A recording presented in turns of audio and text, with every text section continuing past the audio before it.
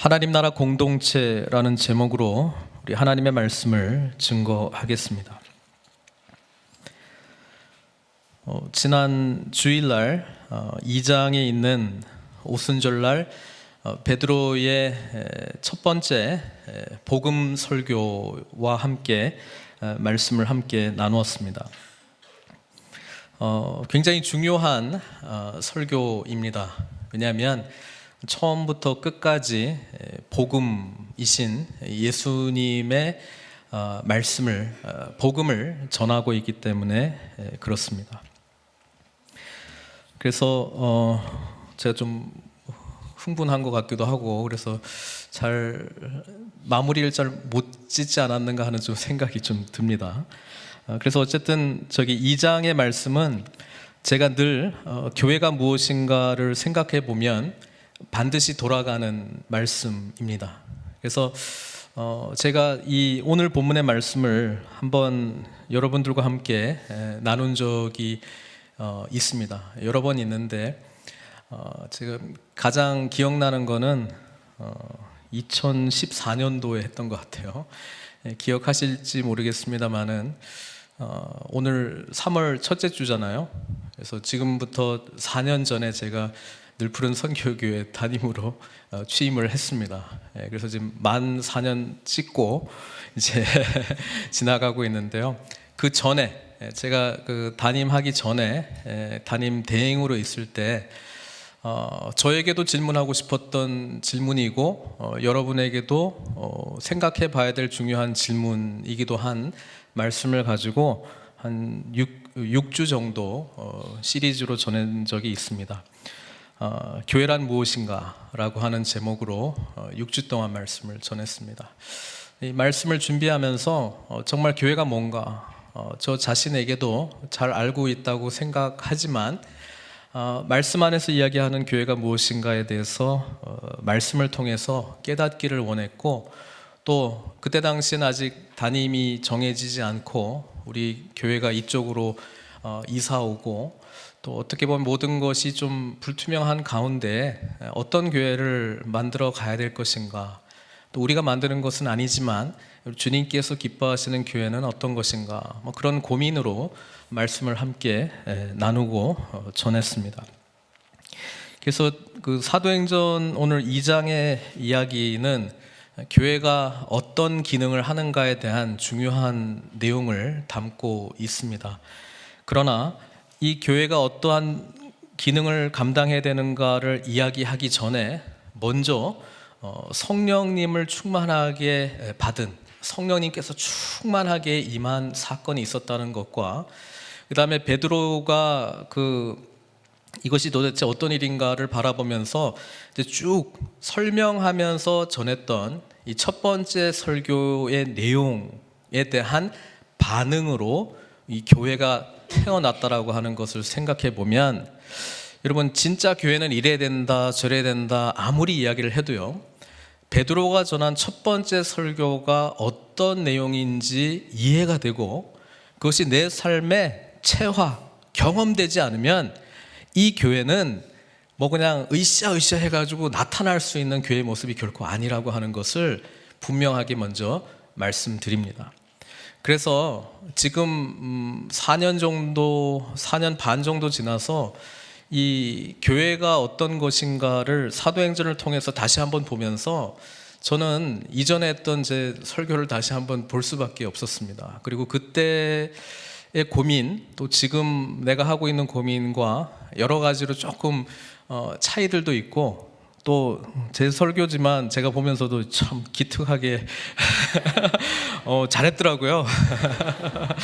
그래서 역시 내가 한 거 아니고 하나님께서 주신 그런 은혜로 한 것이구나라고 하는 것을 생각하게 됩니다. 어떻게 이런 거를 생각했지? 이런 생각이 좀 들더라고요. 돌아보면서 방향과 길은 맞았다고 저는 생각을 합니다. 그 방향은 제가 제시한 길이 아니고요, 성경에서 분명히 말씀하시는 길이기 때문에 그렇습니다. 여러분, 교회가 교회다워지기 위해서 교회란 무엇인가 그 시리즈 첫 번째 제가 도전드렸던 말씀은 마태복음 6장에 나오는 16장에 나오는 베드로의 신앙 고백에서부터 출발했잖아요. 사람들은 나를 누구라고 하느냐, 그 질문에 대해서 여러 대답을 했지만 베드로가 정답을 이야기했어요. 그 정답은 주는 그리스도시요 살아계신 하나님의 아들이십니다. 지난주 우리가 베드로의 첫 번째 설교를 쭉 봤는데요, 그 설교의 결론이 뭐냐면 2장 36절이거든요. 그런즉 이스라엘 온 집은 확실히 알지니 너희가 십자가에 못 박은 이 예수를 하나님이 주와 그리스도가 되게 하셨느니라, 이렇게 고백을 했어요. 베드로가 그때 이 의미를 알았을까?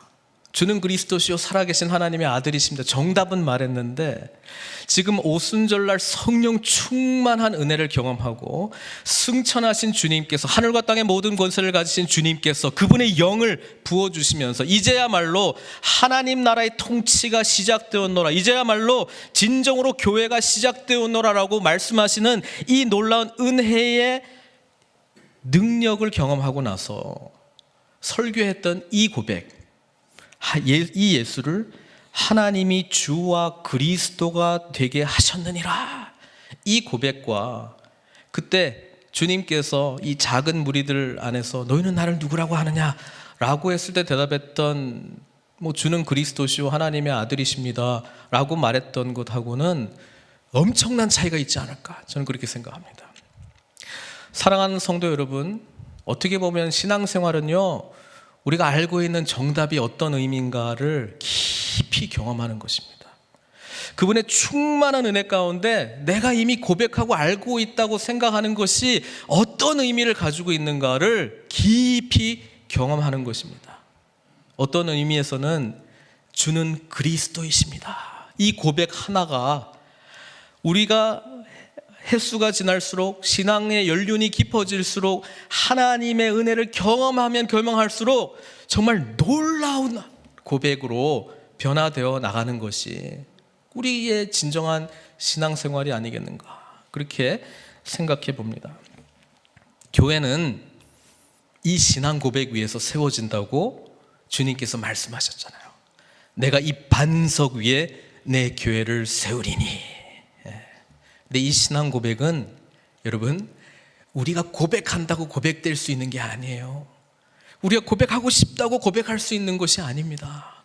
정말 예수 그리스도의 통치, 죽으심과 부활, 승천하신 그 은혜, 성령님의 충만한 은혜를 경험한 자만이 이 고백을 할 수 있다는 것입니다.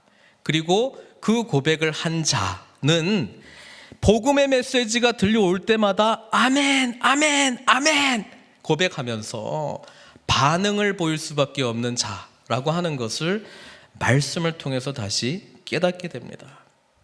그래서 작년 한 해 동안 저희들이 창세기부터 계시록까지 쭉 같이 읽으면서 그 안에 예수 그리스도를 전하려고 제가 노력을 많이 했습니다. 그리고 성경을 바라보는 제 눈도 많이 열렸습니다. 그리고 그 길이 우리 주님께서 기뻐하신 길이라고 저는 확신합니다. 왜냐하면 복음에 관한 메시지에 대해서 아멘한 공동체, 진짜로 아멘한 공동체가 오늘 우리가 읽고 있는 42절부터 47절까지의 초대교회의 모습을 나타낼 수 있기 때문에 그렇습니다. 복음에 대한 메시지가 불분명한데 성경에 대해서 이것저것 많이 들었는데, 기독교인은 이렇게 살아야 된다, 저렇게 살아야 된다, 신앙생활 이렇게 해야 된다, 저렇게 해야 된다 많이 들었는데 복음이신 주님을 온전히 깊이 만나지 못하니까 우리가 42절부터 47절까지 교회를 경험을 못하고 있는 거예요.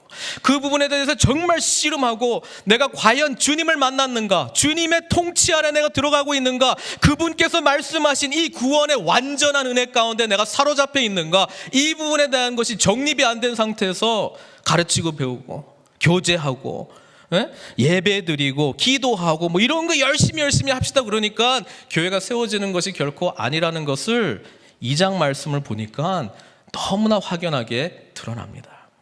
사랑하는 성도 여러분, 사도행전 2장에 나오는 예수 그리스도의 복음의 메시지가 내 심장을 뜨겁게 하고 나의 삶을 전인격적으로 변화시킨 사건이 아니라면 우리는 어찌 보면은요, 다른 것 집중해서 열심히 하려고 할 생각보다는 복음이신 예수님 앞에 잠잠히 내가 과연 그분의 삶과 하늘 영광 버리고 이 땅 가운데 오신 그 성육신의 사건과 그분의 모든 가르치심과 나를 위해서 죽으심과 부활하심과 승천하심과 또 다시 재림하실 이 복음의 놀라운 내용이 나의 삶을 과연 움직이는지, 나의 삶에 과연 영향을 미치는지, 무슨 의미가 있는지 거기에 오히려 더 집중해야 될 줄로 믿습니다.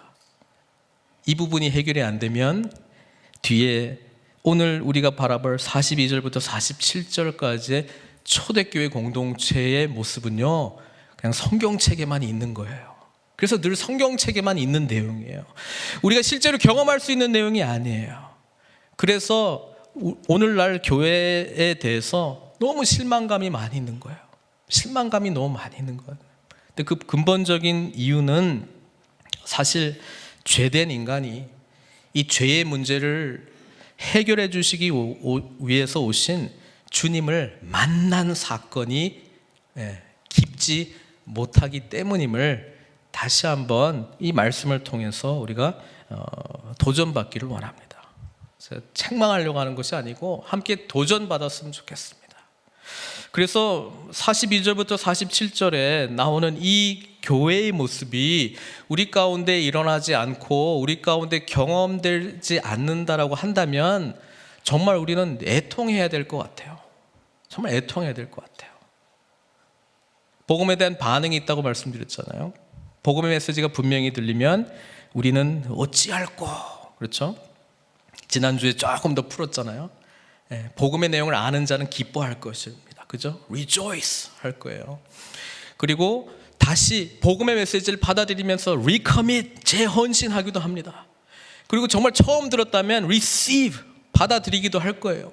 아직 잘 모르겠다. 그러면 더 research, 연구하는 단계까지도 갈 거예요. 근데 복음이 나에게 아무런 영향을 미치지 않는 내용이다라고 한다면 reject, 거부할 거라 이 말입니다.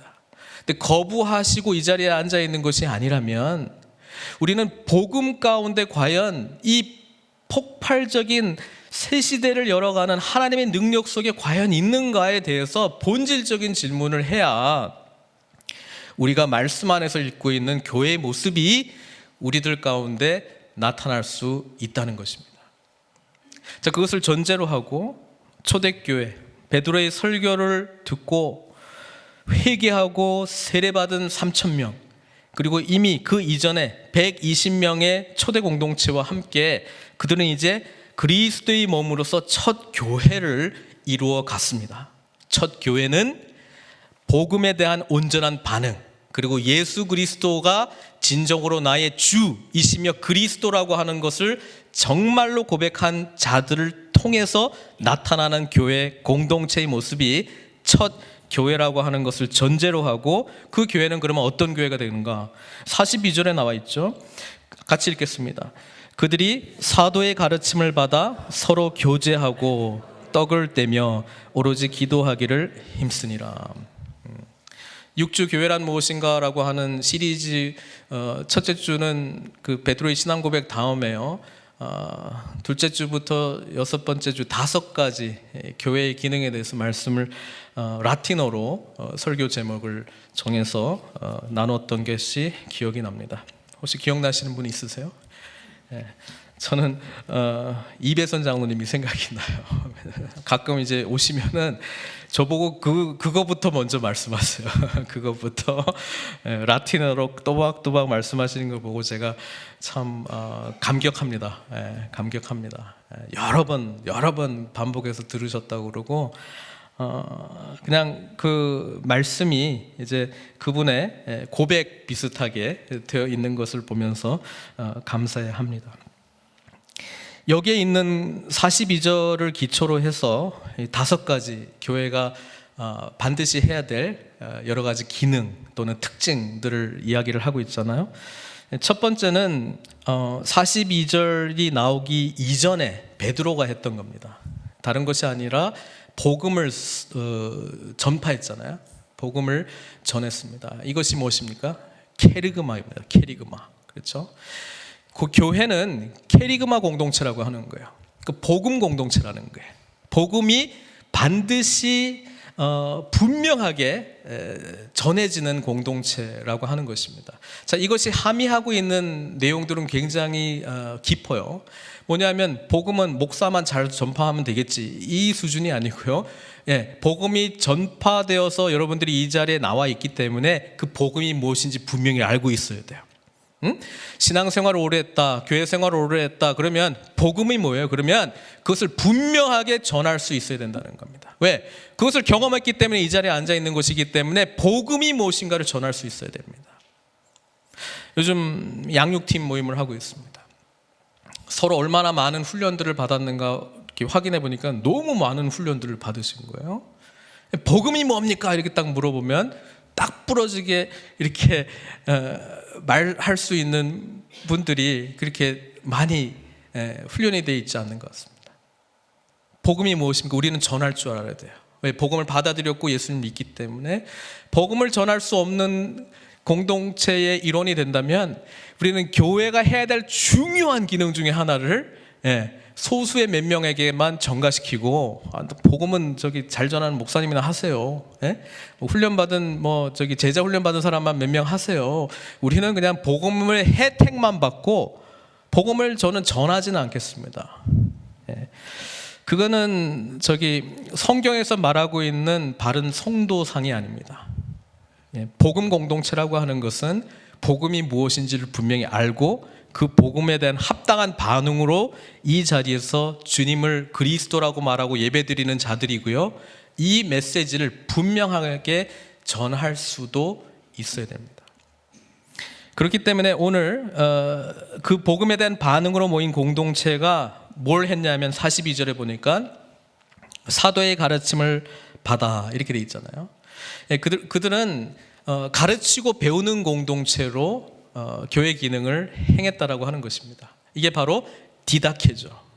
캐리그마 다음에 디다케. 교회는 디다케가 있어야 돼요.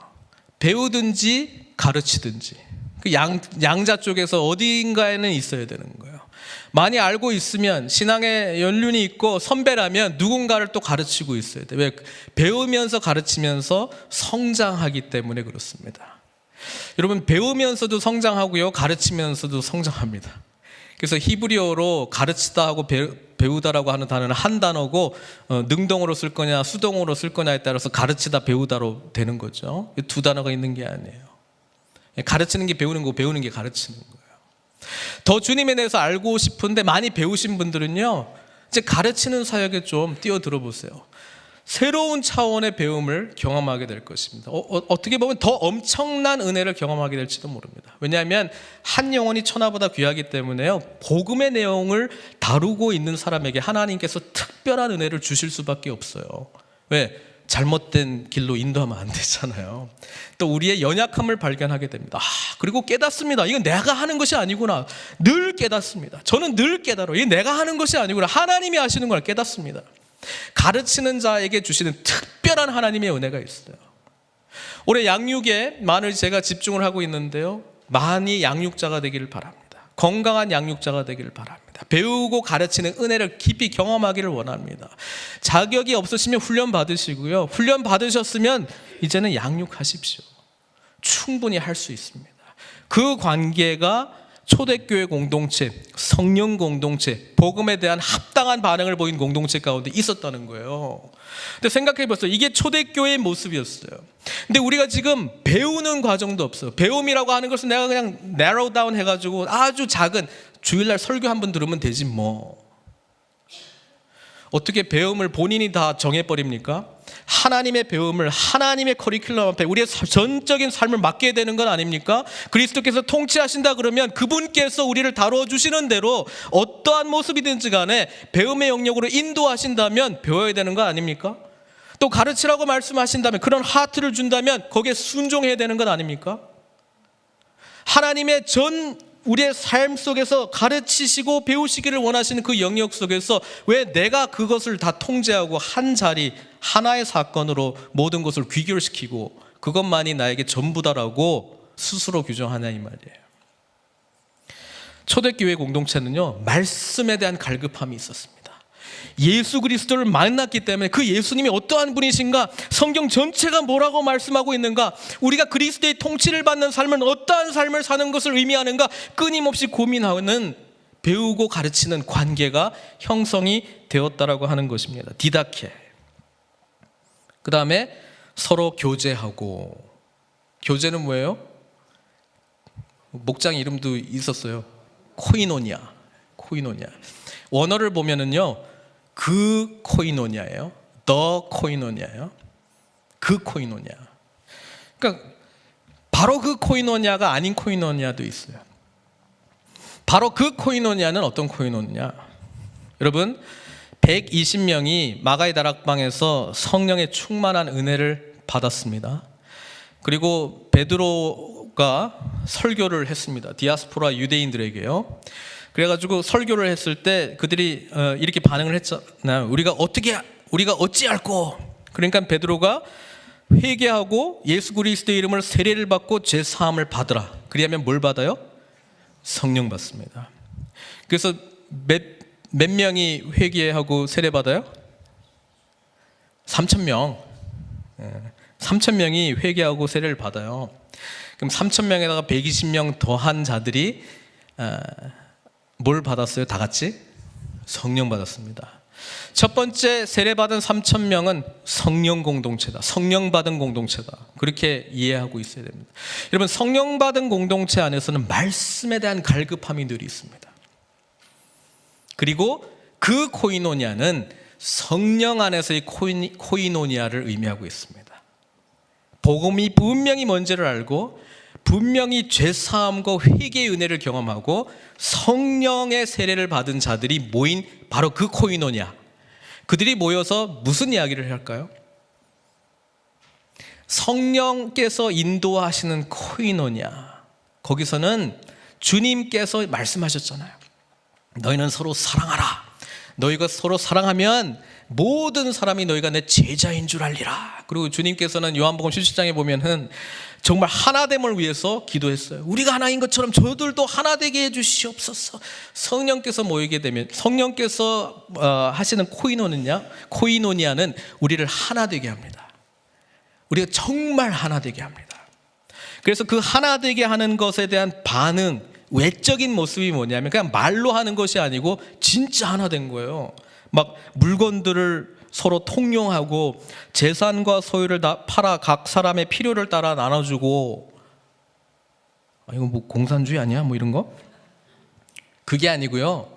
정말 사랑하고 하나 되면요, 아깝지 않아요. 우리 가족들에게 뭐 재산 팔고 뭐 누구 위해서 하고 이런 거 안 아깝잖아요. 아깝나요? 안 아깝잖아요. 주 안에서 한 가족이 되었다라고 하는 것은 그 코이노니아, 성령 안에서 이 코이노니아를 느끼기 때문에 저걸 어떻게, 이 가치가 아니고요, 하나 되었다라고 하는 것이 너무 확실해지고 분명해졌다는 거예요. 그러니까 할 수 있는 거예요. 오늘날 우리가 이것을 과연 오늘 우리가 살아가는 시대에 이거 어떻게 가능한가? 네, 가능합니다. 우리가 가능하지 않은 교회에서 너무 오랫동안 있어서 그래요. 가능하고 실제로 일어나고 있습니다. 이렇게 했기 때문에 그게 교회다. 저는 그렇게 생각하지 않습니다. 그러나 성령께서 하나 되게 하시는데 어떠한 방향으로 하나 되게 하실지 모르겠지만 보여지는 것은 확실히 물질적인 필요나 이런 것들에 대해서 분명히 하나 되게 하는 그런 놀라운 역사가 자원하는 심령으로, 기뻐하는 심령, 그렇게 하고 싶어서 서로 하고 싶은 그런 모습으로 이루어져 가고 있었다라고 하는 겁니다. 그런 코이노니아. 교회가 뭐 소그룹 안에 이런 코이노니아를 기대하고 있는데 가니까 그렇지 않아. 그러면 누가 잘못한 거예요? 목사가 잘못한 거지 뭐, 항상. 아니면 리더가 잘못한 거지 뭐. 아니면 구성원이 문제지 뭐. 저 사람만 없으면 괜찮을 것 같은데. 솔직해집시다. 본질적인 문제가 해결이 안 됐기 때문에 성령 공동체를 경험하지 못하는 겁니다. 죄의 문제에 대해서는 아무도 이야기를 안 해요. 하나님 앞에서 바르게 서 있지 못하는 나의 죄의 문제에 대해서는 이야기를 안 합니다. 예수님 진짜 만났나 안 만났나 그거 가지고 정말 씨름하면서 고민하는 것들은 뒤로 하고, 교회는 이래야 되니까 왜 그러지 않지? 책임질 자 나와. 당신 때문이야. 이렇게 해서 그래. 너만 그렇게 안 하면 돼. 복음이 말하고 있는 전제는요, 모든 인간은 죄인이라는 것 아닙니까? 죄인한테 뭘 의로운 걸 바래요. 그러면 의인이 되기 위한 방법은 죄를 회개하고 예수님 만나는 것밖에 없잖아요. 그러니까 이 부분이 제대로 안 돼 있다는 거니까 도와줘야죠. 기도해야 되죠. 애통해야죠. 이 문제가 해결이 돼야 성령 공동체에서 나타나는 진짜 친교가 가능한데, 어떻게 보면요, 복음 안에서 정말 냉정하게 나는 누구인가, 그 부분에 대해서 깊이 고민하시기를 바랍니다. 진짜 공동체는요, 그것을 나눌 수 있는 공동체입니다. 그것을 나눠도 괜찮은 공동체입니다. 그것을 나누면 위로받고 기도의 중보자들이 세워지고 함께 아파하고 함께 고민하고 함께 찾아가려고 하는 동반자들이 생기는 공동체가 그 공동체 아닙니까? 더 코이노니아, 그 코이노니아, 바로 그 코이노니아를 누리지 못한 것은 우리가 그 은혜를 온전히 경험하지 못한 것일 수도 있고, 또는 경험을 했음에도 불구하고 그런 기대를 공동체 안에서 별로 보지도 못했고 경험도 못했으니 고로 결코 있을 수는 없다라고 하는 것입니다. 재밌어요. 그러면서 형식과 틀은 다 갖추고 있어요. 모이기도 하고 말씀이 없는 것도 아니에요. 회개하는 그런 기도의 제목들을 나누지 않는 것도 아니에요.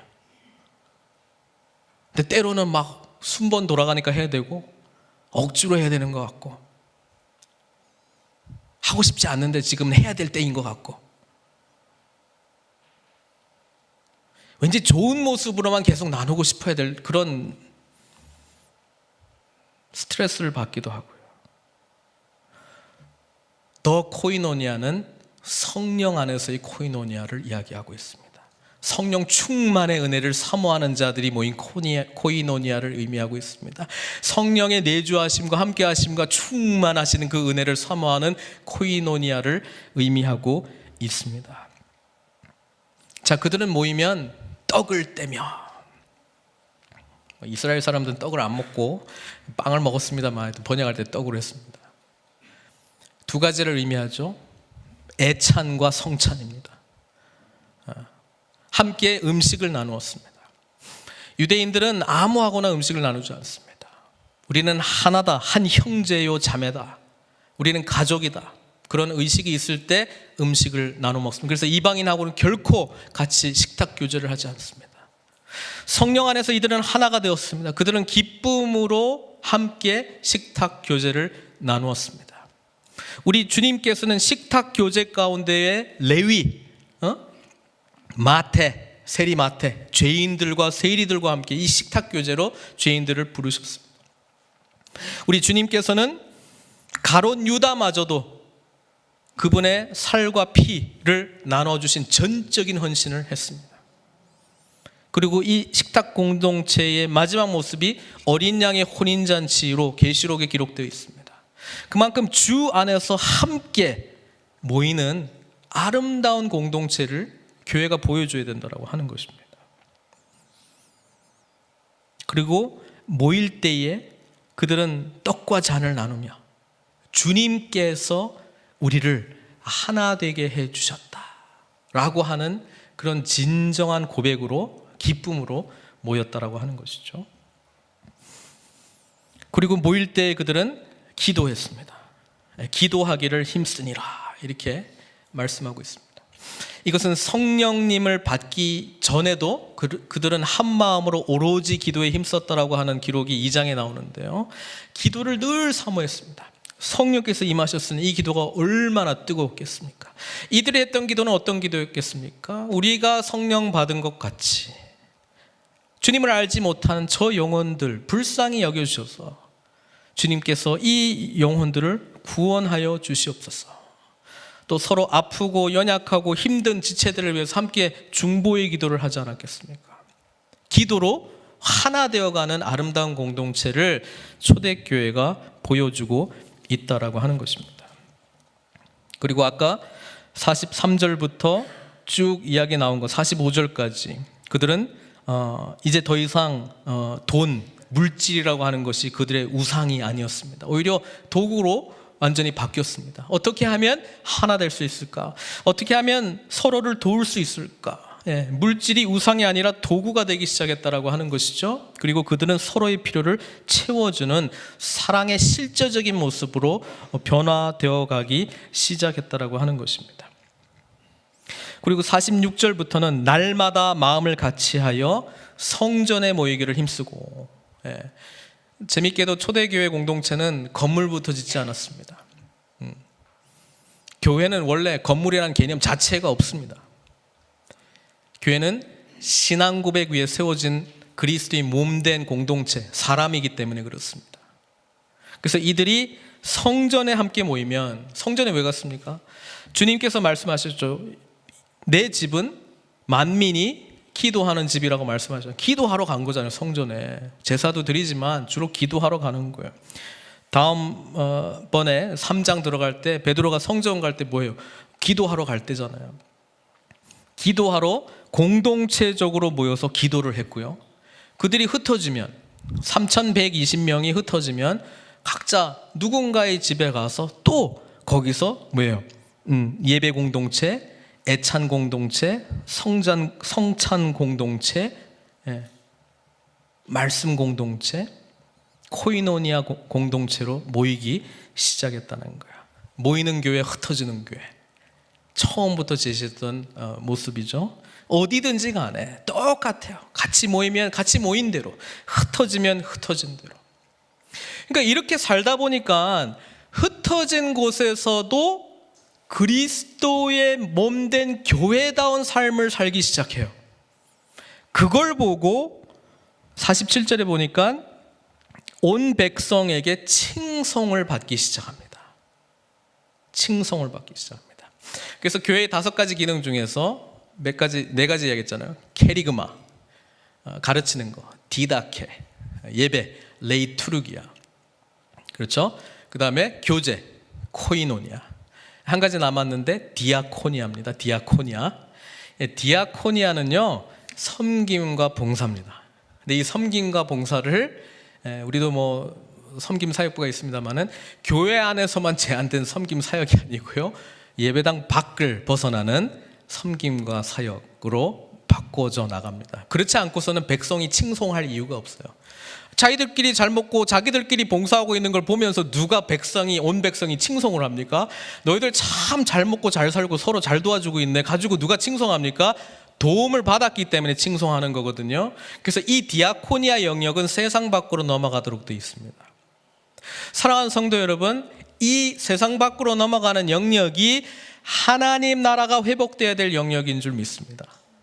그래서 선교적 제자 공동체라고 하는 것은 우리 안에서 뭐 가르치고 배우기도 하고 서로 교제하기도 하고 뜨겁게 기도하기도 하고 예배 공동체로 모이기도 하고 성령 충만한 공동체로 모이기도 하고 다 좋은데요, 방향성은 항상 밖으로 갈 수밖에 없어요. 항상 밖으로 갈 수밖에 없어요. 왜? 하나님의 나라가 확장되기 위하여 성령께서 오셨기 때문에 그렇습니다.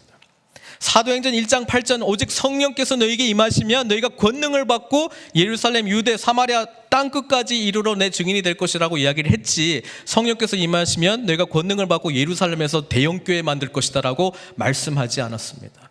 반드시 밖으로 흘러가도록 되어 있는 게 성령 받은 능력의 목적과 방향이라고 하는 것인데, 그게 디아코니아 사역을 통해서 이루어지는 거예요. 그래서 초대교회 때 주변에 있는 모든 사람들이 교회라고 하는 것이 뭔지를 몰라요. 그들이 하는 애찬을 바라보지 못합니다. 성찬식 참여하지 않습니다. 예배 어떻게 드리는지, 찬송 뭐 하는지 몰라요. 그런데 그들이 유일하게 볼 수 있었던 것은 그들은 우리랑 다른 선한 일을 베풀고 살고 이웃을 향한 이 뜨거운 사랑과 관심과 마음은 도대체 어디서 온 거지? 이것 때문에 칭송받기 시작합니다. 오늘날 교회가 태바가지로 먹고 있는 이유가 뭡니까? 디아코니아 사역을 중단했기 때문에 그렇습니다. 디아코니아의 사역이 교회의 사역이라고 하는 정체성조차도 희박해지기 시작했습니다. 이것은 그냥 여러 부서 중에 한 작은 부서 중에 하나지, 이것은 모든 교인들이 정체성을 가지고 우리는 반드시 디아코니아의 사역으로 부름받았다라고 하는 생각을 망각한 채 살고 있기 때문에 교회가 지금 모든 사람으로부터 칭송은커녕 부정적인 이미지로 전락해버렸기 때문입니다. 저는 그것이 사도행전 2장의 말씀을 깊이 묵상 안 하고, 옛날에 근데 한번 했으니까 이제 다 읽어보면 다 아는 내용이요, 그리고 넘어갔기 때문에 복음 안에서 이 교회가 어떻게 성령 공동체, 하나님 나라의 도구로 사용될 그런 첫 교회로서 변모가 되어 가는지, 그래서 그 방향성이 무엇인지 그 밑그림을 잊어버렸습니다. 계속 뭔가를 복제해서 만들려고 할 때요, 뭘 복사를 해야 돼요? 원형을 보고 복사를 해야지 원형하고 가까운 게 되잖아요. 근데 원형을 복사한 거를 복사를 해요. 복사한 거를 복사해. 그러면 자꾸 이렇게 하다 보면 원형이랑 굉장히 틀릴 가능성이 많이 있죠. 여러분, 우리가 교회 생활할 때 저 이야기 굉장히 많이 듣습니다. 나는 그런 교회 본 적도 없고 그런 교회 본 적도 없고 경험도 못 해봤으니, 이분이 그런 이야기를 할 때는 뭘 기초로 해서 교회를 생각하는 거예요? 본인이 다녔던 교회가 모델이에요. 그게 교회의 모델이에요. 아니면 저 교회는 이렇게 해요, 저 교회는 이렇게 해요. 그게 모델이에요. 여러분, 우리가 교회 모델을 잡으려면요, 원형을 잡아야 되지 않겠습니까? 원형 잡으려면 항상 2장으로 가야 돼요. 그래서 다 초대교회로 맨날 모든 시대마다 초대교회로 돌아가려고 하는 영성 속에 제대로 된 교회가 세워져 나가기 시작한다라고 하는 것이죠. 이게 원형이 아닌 교회가 되었다라고 하는 증표나 표현들, 그건 2000년 전 그 문화에서 그 초대교회에만 적용되는 교회지, 오늘날에는 지금 경제관도 복잡하고 시스템도 어떻게 이렇게 살아요? 어떻게 이렇게 사는 거는 둘째치고, 복음 안에 온전히 서 있는 공동체가 먼저 되었는지를 먼저 점검하시고요, 그 다음에 나타나는 현상적인 내용은 성령께서 인도하시는 대로 하시면 되는 거예요. 현상에 우리가 집중할 게 아니라 본질에 집중하기 시작할 때 그 교회는 그리스도의 몸된 교회로 변화되어 가기 시작합니다. 그리고 마지막에 47절에 구원받는 사람을 날마다 더하게 하시는데요, 이 주체가 누구예요? 주께서 하시는 거예요. 주님께서 교회다운 교회를 부흥시켜 주시는 거예요. 사랑하는 성도 여러분, 저는 4년 반 이전에 교회란 무엇인가의 설교를 다시 한번 쭉 보면서요, 빠진 개념 하나를 발견했는데, 하나님 나라 복음으로 그 모든 주제들을 다루지 못했다라고 하는 것을 제가 발견했어요. 그리고 교회는 캐리그마 공동체가 되어야 됩니다. 디다케 공동체가 되어야 됩니다. 코이노니아 공동체가 되어야 됩니다. 이런 이야기를 할 때 제가 복음에 합당한 반응으로서 이것은 저절로 나타나는 것이다라고 하는 것을 강조하지 않았고, 오히려 가르치는 공동체니까 이렇게 합시다. 제가 그거 한 개씩 할 때마다 한 개씩 터뜨렸더라고요. 디다케 한다면 이제부터 성경 공부합니다. 이런 식으로 했어요. 그렇게 해야 될 것만 같았어요. 근데 오늘 다시 보니까요, 복음이 온전히 전파되고, 이 캐리그마 복음, 그것도 하나님 나라 복음이 어떤 것인가 완전히 이해를 하고, 그분의 통치 아래 들어간 삶이 어떤 것인가 깨닫고 성령의 충만한 공동체는요, 이 모습으로 갈 수밖에 없어요. 가만히 놔둬도 이 모양으로 그냥 가도록 돼 있는 거예요. 이 모양으로 왜 안 가든지 여기 치고 저기 치고 하는 거는 어느 정도는 효과를 볼 수 있는데요, 본질적인 거를 전혀 건드리지 않은 거예요.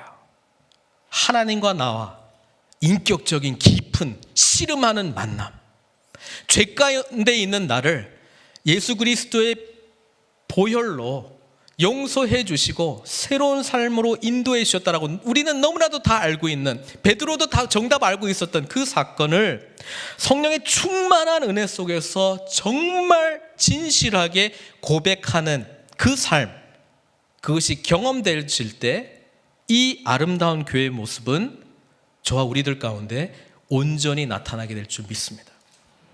그래서 이 본문 보실 때 본질을 볼 수 있는 눈을 함께 키워나가시기를 바랍니다. 우리 공동체 안에서 교회다운 모습이 일어나지 않고 있을 때 현상적인 거 자꾸 바꾸려고 하는 것보다 본질을 온전히 변화시켜서 주님께서 친히 그분의 교회를 그분의 교회답게 만드는데 온전히 순종함으로 나아가시는 저와 여러분들 되시길 주님의 이름으로 축원드립니다.